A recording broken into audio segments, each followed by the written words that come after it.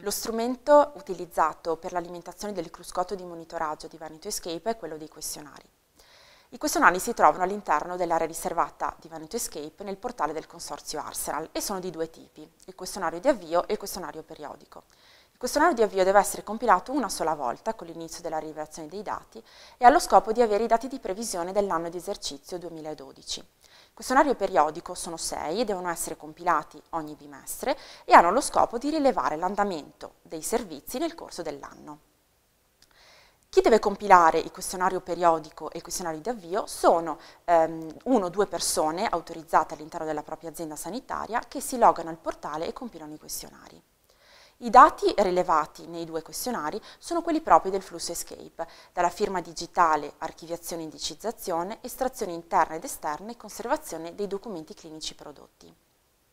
Una volta che sono stati compilati il questionario di avvio e periodici, sarà possibile visualizzare i risultati su scala aziendale, visualizzando i risultati della propria azienda, ma anche su scala regionale, vedendo i dati aggregati e medi dell'andamento del progetto su tutte le aziende della regione del Veneto.